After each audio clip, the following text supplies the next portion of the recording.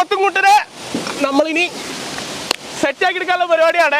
അപ്പൊ നമ്മുടെ ആദ്യത്തെ പണി ചെറിയൊരു ക്ലീനിങ് പർപ്പസ് ആണ്. അങ്ങനെ നമ്മൾ ഇതിന്റെ ഔട്ടറൊക്കെ ക്ലീൻ ചെയ്തെടുത്തു. നമ്മളിടുന്ന മസാലയ്ക്ക് ഇത് നല്ലോണം പിടിക്കാനായിട്ട് ഒന്ന് വരഞ്ഞു കൊടുക്കുകയാണ്.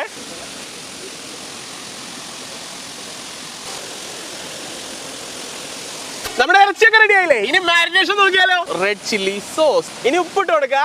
അപ്പൊ ഇത് കുരുമുളക് പൊടിയാണ്, കാശ്മീർ ചില്ലി പൗഡർ, നമ്മുടെ ചെറുനാരങ്ങ നീരാണ്. ഇനി നമ്മുടെ ഒലിവ് ഓയിലാണ്. ഇനി നല്ലൊരു നൈസ് ഫ്ലേവറിന് വേണ്ടിയിട്ട് റോസ്മേരി ആണ്. ഇനി ചെറുതായിട്ട് നമ്മുടെ ബീഫിനൊന്ന് മസാജ് ചെയ്ത് കൊടുക്കാട്ടാ. ഇനി ഇവിടെ നമുക്ക് പൊതിയാനുള്ള പരിപാടി നോക്കാം. പോത്തും കാലും പൊതിയാനുള്ള ഫോയിൽ പേപ്പർ സെറ്റ് ആക്കിയാണ്. ഇനി നമ്മുടെ ജിഞ്ചറും ഗാർലിക്കും ഇട്ട് കൊടുക്കാട്ടാ. നല്ല ബട്ടർ നമ്മൾ ഇതിന്റെ മുകളിലേക്ക് ഒഴിച്ചു കൊടുക്കുകയാണ്. അങ്ങനെ നമ്മുടെ പോത്തും കാലും ഫോയിലൊക്കെ പൊതി സെറ്റ് ആക്കി വെച്ചിട്ടുണ്ട്. ഇനിയിപ്പോ നമ്മുടെ കറിയിലേക്ക് പോത്തും കാലം ഇറക്കി വെക്കുകയാണ്. ആവി പറക്കാൻ കേട്ടോ. അപ്പൊ ചെത്തി എടുത്തിട്ട് നേരെ ഇനിയിപ്പോ ഈ പീസ് എടുത്ത് നേരെ നമ്മൾ ഒരു ബണ്ണിന്റെ നടുക്ക് വെച്ചിട്ട്